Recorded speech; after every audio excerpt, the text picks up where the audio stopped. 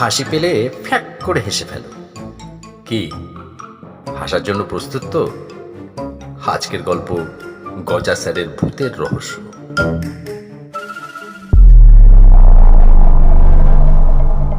বটতলা গ্রামের এক প্রাচীন পোড়ো বাড়ি।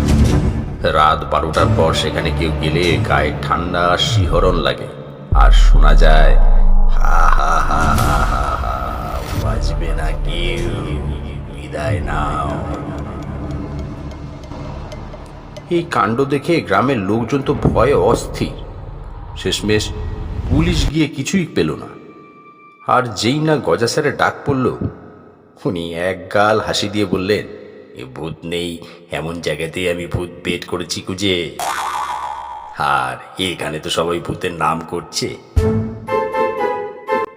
পরের রাতে গজা স্যার গেলেন পোড়ো বাড়িতে।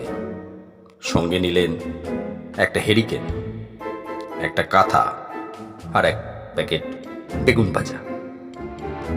তার শিষ্য বলল, স্যার এই বেগুন ভাজা কেন?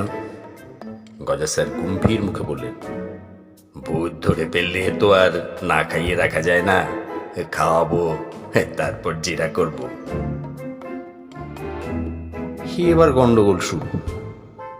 গজা স্যার বাড়ির ভিতরে ঢুকে বসলেন, কিন্তু কিছুক্ষণ পরই চারিদিকে ভৌতিক আওয়াজ শুরু হলো। তোকে খাবো। গজা স্যার হারিকেন উঁচিয়ে বললেন, তুই আমাকে খাবি নাকি আমি তোকে খাবো? ঠিক তখনই আকাশ থেকে একটা জিনিস ধপাস করে গজা স্যারের মাথায় পড়ল। কিন্তু ওই জিনিসটা আসলে একটা বড় পিঁপড়ের বাসা। গজা স্যারের মাথা ভর্তি পিঁপড়ে। উনি লাফিয়ে উঠে চিৎকার করছেন, আর পিঁপড়েগুলো তার গাল, হাত, মাথায় একযোগে কামড়াচ্ছে। বাঁচাও, ভূত না পিঁপড়ে, আমার মাথায় ভূত ঢুকে গেছে। শিষ্যরা হুড়মুড় করে ঘরে ঢুকে দেখে গজা স্যার একদিকে লাফাচ্ছে, আর তার পাশেই একটা মাইক আর রেকর্ডার পড়ে আছে। এটাই ভূতের রহস্য। গ্রামের কয়েকজন ছেলে মিলে এই মাইক সেট করে ভূতের আওয়াজ বানিয়েছিল, যাতে কেউ ওই বাড়ির ধনরত্ন খুঁজতে না আসে। সবাই গজা স্যারকে ধন্যবাদ দিল, কিন্তু উনি মাথা চুলকে বললেন, ভূতের থেকে পিঁপড়ে বেশি ভয়ঙ্কর। অন্তত ভূত রসগোল্লা খায় না, কিন্তু পিঁপড়ে তো মাথার তালু পর্যন্ত খেয়ে নেয়।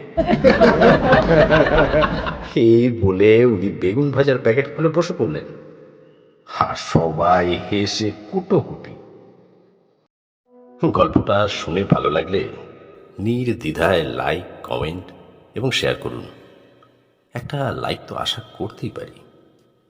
শুনতে থাকুন, ভালোবাসতে থাকুন। নিয়মিত নতুন নতুন গল্প শুনতে আমাদের YouTube channel one day suspense আজই সাবস্ক্রাইব করুন।